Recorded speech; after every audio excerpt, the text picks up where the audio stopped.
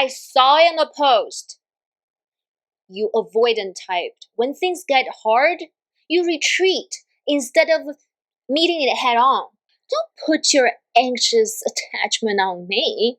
Well, I also watch this video since you need to self-regulate instead of just rely on me to soothe you every single time. See, that's exactly it. You get defensive instead of trying to hear me, understand me. You need to just reflect me back until I feel fully heard and understood. A label the couple borrowed from a 15-second video. Well, doesn't really know the history of this couple though.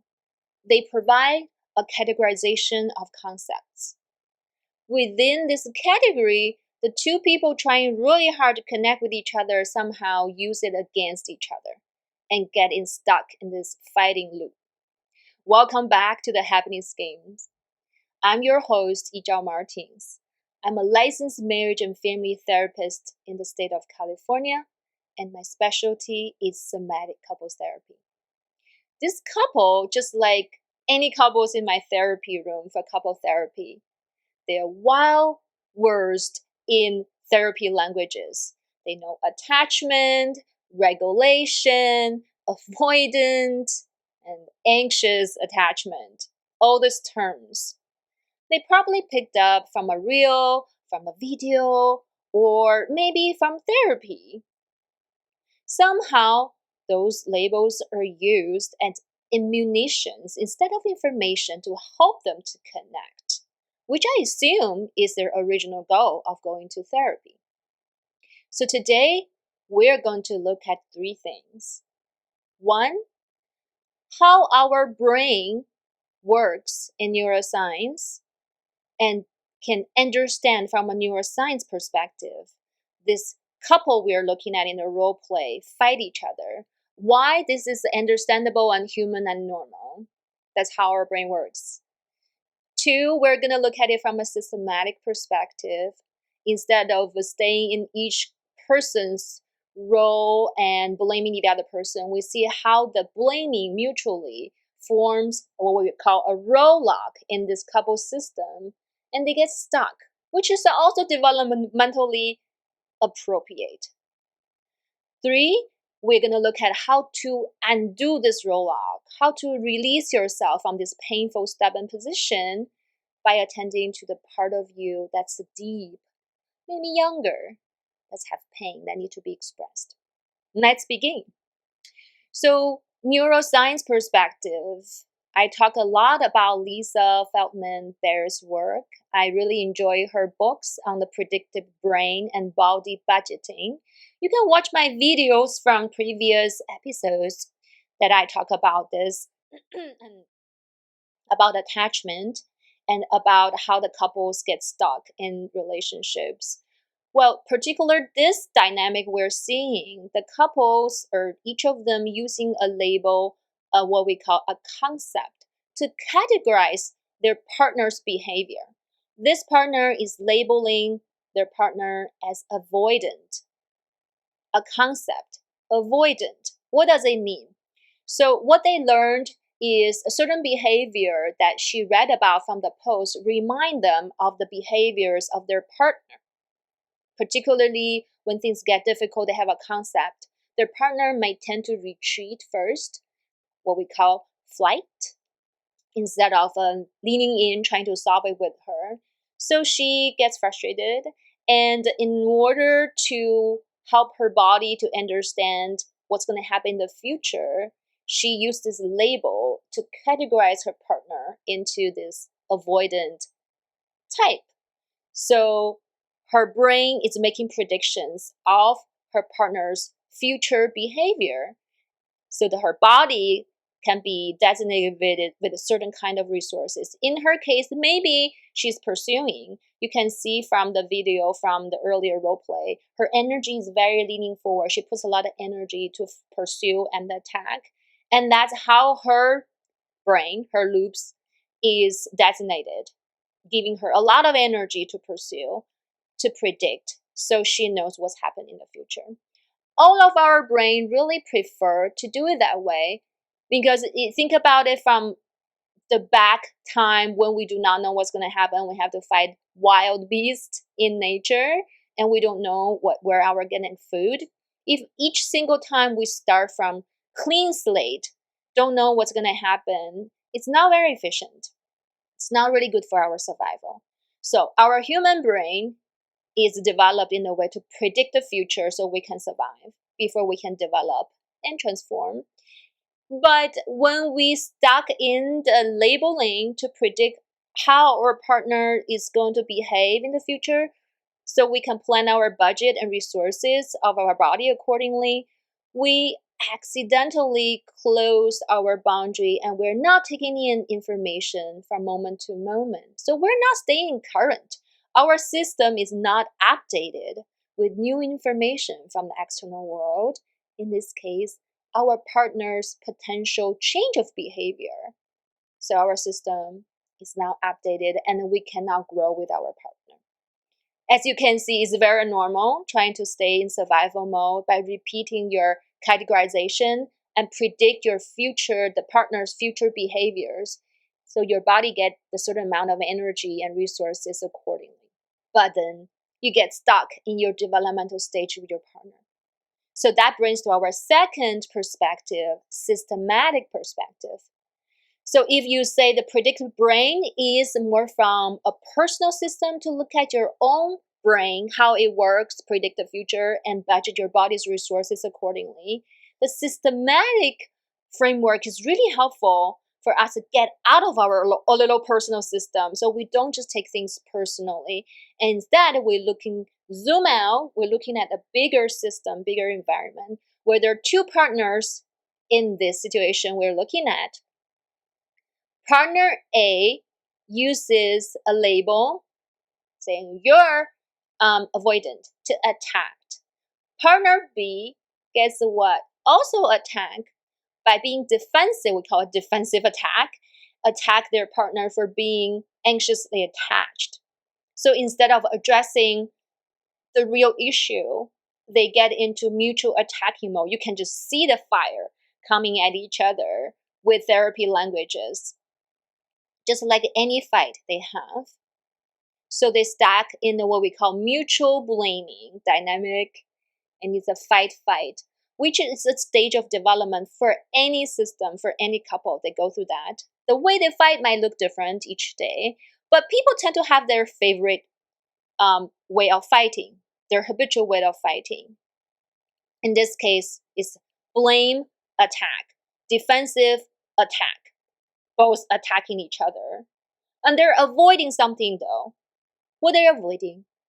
For this partner, I assume there's some pain when their partner is not meeting where they are, meeting the issues head on instead of retreating. That probably triggers some pain in them, but they're not telling about it. They're not talking about it.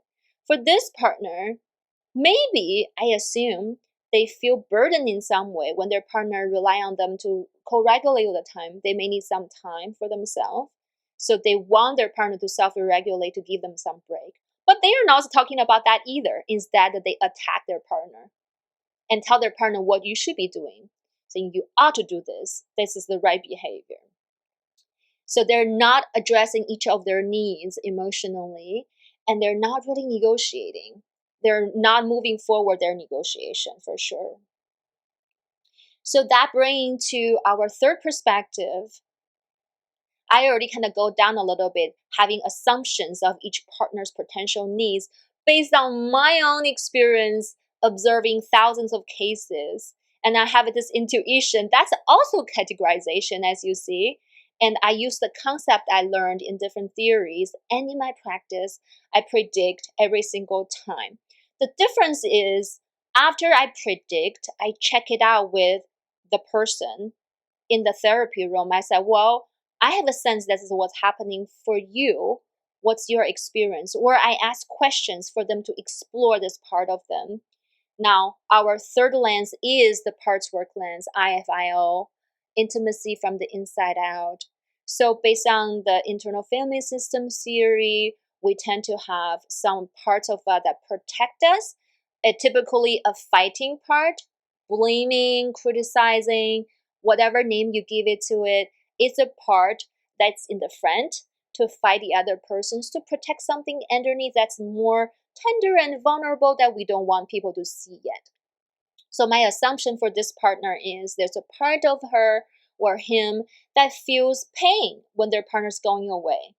And I do not know exactly this person, what is the pain coming from, where it's coming from, what does it feel like, but I have a sense that this is pulling her, that they're not ready to explore yet in this situation, but instead of just dug it underneath the rug and using the protector to fight their partner to get some attention, to get some contact, right? So for them, having fight is a kind of contact, which can be intimate and fun. If you see children, they know each other for a long time, they fight each other for fun. It's intimate until it's not funny anymore when somebody gets hurt, right? So in this situation, as you see the role play I presented, it doesn't feel like it's a playful fight. It feels more real. There's a lot of pain underneath the fight. So for this partner, it could be a part of them that's being overburdened, that's being taking care of other people ever since they're a child. And so their partner constantly need them to regulate with them. They feel that they're overburdened. They don't have the freedom to be who they are, use their energy onto the things they're interested in, and they want some separation and space. But they're not able to get in touch with this part they're protecting. They're defensive, retrieving, attacking part is trying to protect the part underneath, saying, hey, I wanted some space and I wanted some time for myself. Possibly, right? So let's come back. We look at it from 3 different perspectives. It's time for me to give you some relational tips. So the number 1 tip I have for you is know your own pattern, know your own categories. Instead of like pathologizing it, maybe look at it as like, we all, our nervous system have a gas and a brake, right? So if you're driving a gas-driven car, one foot is the gas, you move, give your energy to move forward towards your goal. The other foot is the brake that stop the energy, the gas in this case, to come into the system, to pause. So you're leaning back, you're moving away from your goal, where you're going. Both of them are important, and each of us may have our own habitual way of doing things. Someone may be more on the high energy gas mode all the time and doesn't like to stop. When things are challenging and uncomfortable, they move forward towards it, want to talk about it, right? You're the gas type. And there's a type that might be more on the brake type. When things get challenging, they need to take a moment to turn inside themselves and to get in touch with what they need and how they resolve the issue. They need a moment, they need a break. So know what's your habitual way of doing things, and so get to know you, but not in a way that's criticizing yourself and beat yourself down. Because you can see sometimes people get into freeze, which both feed on the brake and the gas, and then they are kind of not efficiently using their energy, which is also a way of dealing with challenging situations. So it's good to know ourselves. That's number 1. Number 2 is, can you take some moment to be with a part of you that's in the moment of getting stuck? Say if you're habitually on the gas, you're always pushing forward like this partner. Can you take a moment and be with you? Do the opposite, maybe. Pause. But if your tendency is to retreat and to be on the brake, maybe move forward a little bit by expressing yourself more and telling the other person what you really want, or taking some time to get to know what you want. So focus on your own parts that need to be expressed, that need to be understood. Right? So the 3rd part is, when you're ready to be in relationship with each other, can you talk about your needs instead of putting blame and attacking each other? For this partner, maybe talk about, well, when things get hard, you retreat. The part of me that gets activated and feeling uncomfortable is, I think you're going away, you're abandoning me, I'm all alone, and I don't like to be alone. That's a possibility. And for this partner, you can express your needs as, when we're having this discourse and conflicts, and you always want me to soothe you, to comfort you, and make me feel like I can't be with my own feelings. I have a hard time staying with me. So I just always attend to you. And there's a part of me that wants to be understood and comforted myself. Can you understand that? So you're talking about the deep part inside of you and the needs that you have in this relationship. Then you can start to negotiate. All right. Are you ready for our meditation?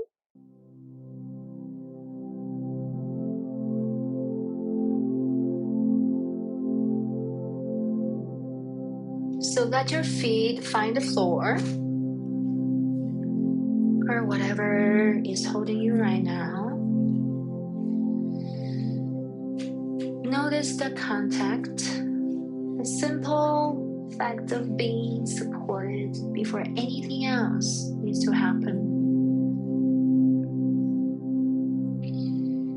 Let your breath move at whatever pace it wants to move at. You're not managing anything. You're just noticing it. Now bring to your mind, if it feels okay, something about your partner that has bothered you lately. Not trying to figure it out or resolve it, just to notice what happens in your body when you think about it. Maybe a tightening somewhere, a change in your breath perhaps, raising the jaw, shoulders, the chest, whatever is there is there. And notice whether this feeling is familiar or unfamiliar. Is it an old, well-worn groove or something that's newer and familiar? There's no right answer here, just noticing. Now, let the exhale get a little longer than the inhalation. A few times.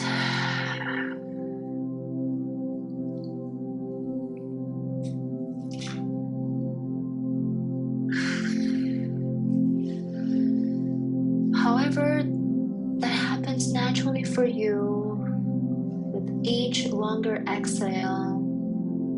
Imagine any old, unneeded charge draining down and out through the body, through your feet into the ground. And try it a couple of times. And notice this old energy when you open the sole of your feet, shooting out of your feet into the floor and being absorbed by the earth. Now bring one hand to your heart. Feel for whatever is there. Any warmth, pulse, movement. If it helps, picture a color there.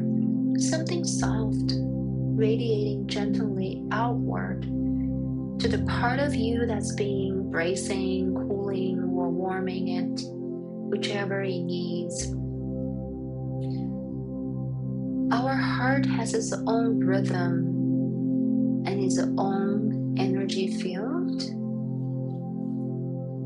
We can use its energy to heal and to support other parts of our body that's holding memories and some stuck, unresolved energy.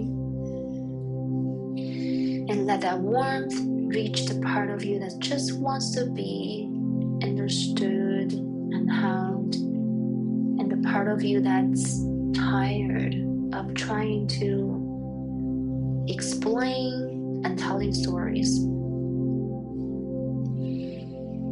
And take one more breath, a little bit fuller than the last one.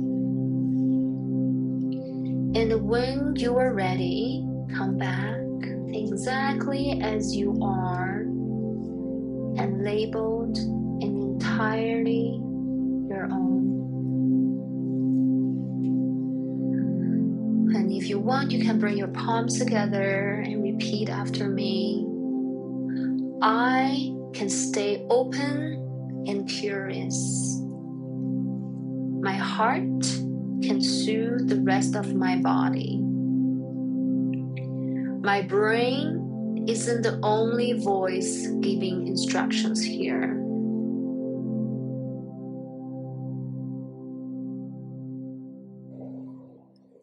Thank you for viewing. Next week, we are going to the last episode of our series, Nervous System in Digital Ages. So we'll focus on how AI impact our relationships in this modern time. I'll see you next week, my friends.